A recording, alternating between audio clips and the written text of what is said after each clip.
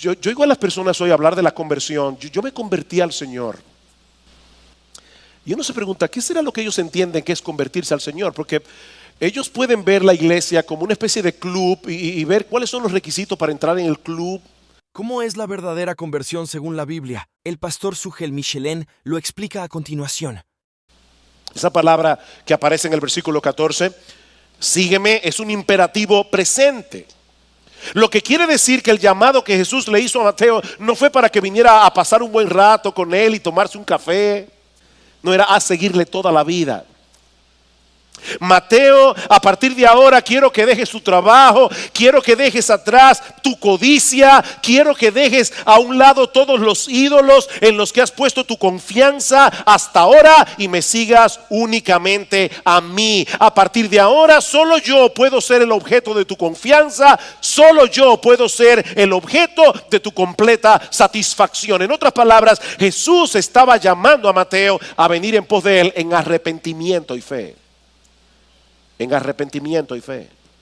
Hace unas semanas nosotros vimos una escena parecida, ¿verdad? Cuando el Señor llamó a Pedro y Andrés, a Juan y a Jacobo. Recuerdan el versículo 16 del capítulo 1, andando junto al mar de Galilea, vio a Simón, a Pedro y a Andrés, su hermano, que echaban la red porque eran pescadores, y les dijo Jesús: venid en pos de mí y os haré que seáis pescadores de hombres. Y dice que dejando luego sus redes le siguieron, y luego hizo lo mismo con Juan y con Zebedeo. Cristo estaba pasando por el mar, vio a Juan y a Zebedeo, que eran hermanos, en la barca de su padre, y Cristo les dice: síganme. Y dice que dejando a su padre, dejando a los demás obreros allí, siguieron a Jesús. Así que todos estos hombres pasaron por una experiencia similar. Jesús los llamó y de inmediato lo dejaron todo para seguirle. Y lo mismo ocurrió con Mateo. En el Evangelio de Lucas, en el texto paralelo, dice que cuando Jesús vio a Mateo sentado al banco de los tributos públicos y le dijo: sígueme, dejándolo todo, se levantó y le siguió. Mateo hizo lo mismo que hicieron Pedro y Andrés, Jacobo y Juan, con una gran diferencia. Si un publicano decidía abandonar su puesto de trabajo, ya no podía volver a tomarlo nunca más en su vida. Así que en ese momento Mateo estaba tomando la decisión de cortar por completo con lo que había sido su vida hasta entonces para seguir a Jesús. Es a eso que la Biblia llama conversión. Se trata de un cambio radical en nuestra perspectiva de vida que viene como fruto de un cambio de corazón. Cuando Jesús llamó a Mateo, él entendió que era 1000 veces mejor seguir a Jesús que continuar aumentando su cuenta bancaria. En otras palabras, Mateo, por el llamado de Cristo, dejó de ser un idólatra. Por primera vez en su vida, Mateo había encontrado algo que era a sus ojos infinitamente superior a todo lo que él había atesorado hasta ese momento. Durante mucho tiempo el dinero había sido todo para él. Las riquezas estaban por encima de sus amistades, estaban por encima de su reputación, aún estaba por encima de Dios mismo, hasta que se encontró con Jesús y recibió su llamado: sígueme a mí, sígueme a mí. Yo oigo a las personas hoy hablar de la conversión. Yo me convertí al Señor. Y uno se pregunta, ¿qué será lo que ellos entienden que es convertirse al Señor? Porque ellos pueden ver la iglesia como una especie de club y ver cuáles son los requisitos para entrar en el club. Bueno, debes levantar la mano, pasar al frente, hacer la oración del pecador, invitar a Jesús a entrar en tu corazón y ya tú eres cristiano. Bueno, no es a eso que la Biblia llama conversión. No es a eso. La perspectiva que Mateo tenía de la vida fue transformada en un instante por el llamado de Jesús. Lo que antes tenía valor para él, de repente perdió la magia, de repente perdió el encanto. La gloria de Cristo había cautivado a Mateo. Eso fue lo que le pasó. Y ahora yo te pregunto, ¿tú has pasado por esa experiencia? De verdad. Yo no te estoy preguntando cuántos años tú tienes en la iglesia. Yo no te estoy preguntando si alguna vez tú levantaste la mano en algún lugar, pasaste al frente, hiciste la oración del pecador, invitaste a Jesús a entrar en tu corazón. Yo no estoy preguntando eso. Lo que te estoy preguntando es, Si alguna vez tú pasaste por la experiencia de Mateo, ¿tú puedes identificarte con la experiencia de Mateo? Porque mira, mi hermano y mi amigo que estás aquí en esta mañana, la Biblia no reconoce dos clases de discípulos. Hay personas que yo creo que tienen en su mente que en la Biblia, en la iglesia hay dos clases de discípulos del Señor. Los que siguen a Jesús dejándolo todo y los que siguen a Jesús manteniéndose aferrados al mundo. No.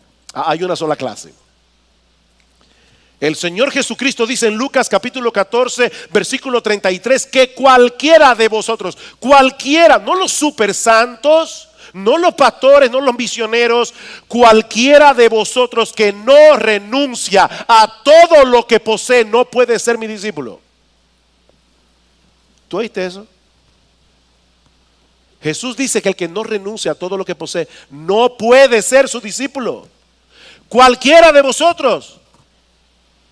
Ahora, eso no quiere decir obviamente que todos los que siguen a Jesús deben vender todas sus pertenencias, que todos los que siguen a Jesús deben dejar su oficio, su profesión, su carrera, pero sí significa que deben renunciar a todo eso. En otras palabras, todas esas cosas tienen que pasar a un plano muy secundario en relación con Jesús.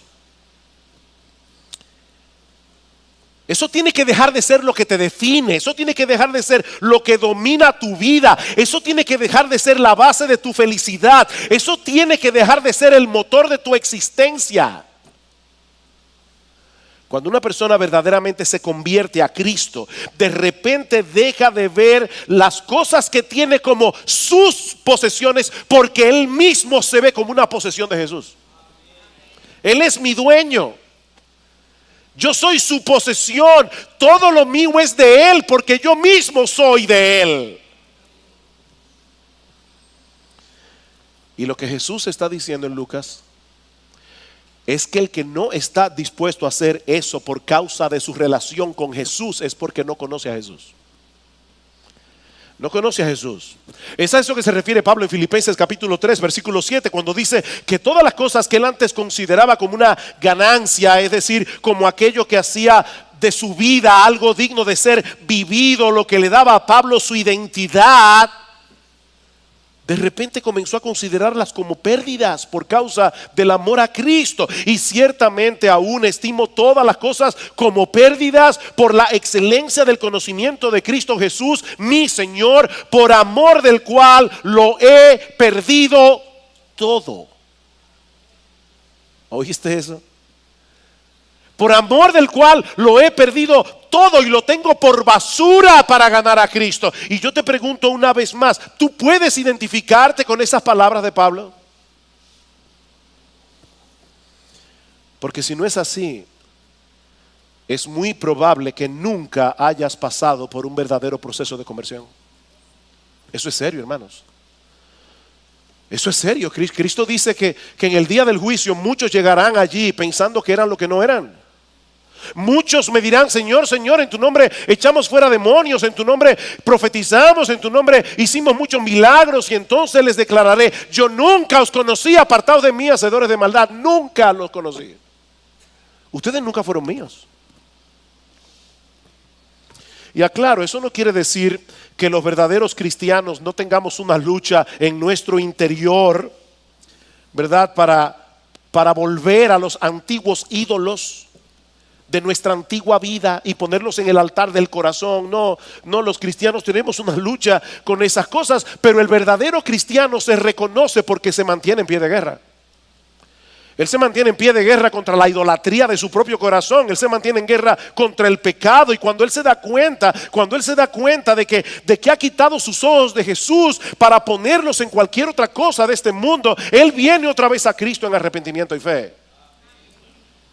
Ayer alguien me envió un artículo de R.C. Sproul y lamentablemente no puedo leer ese artículo aquí, es muy extenso, pero básicamente lo que Sproul dice en ese artículo es que los verdaderos cristianos no se reconocen tanto porque pecan menos, aunque la Biblia dice claramente que los que son nacidos de Dios no practican el pecado, pero dice Sproul, lo que distingue al creyente no es primariamente el hecho de que peca menos, ese se arrepiente más. No es que peca menos, es que se arrepiente más. Está más consciente de su pecaminosidad, está más consciente de su maldad y viene a Cristo continuamente en arrepentimiento y fe. Así que mi amigo que estás aquí en esta mañana, te tengo una buena noticia. Jesús no vino al mundo a congregar alrededor de él personas buenas y decentes. Aclaro, él tampoco vino al mundo a buscar personas dañadas en su pecado y dejarlas tal cual están. Cristo vino a buscar y a salvar lo que se había perdido. Cristo vino a transformar pecadores para convertirlos en seguidores suyos.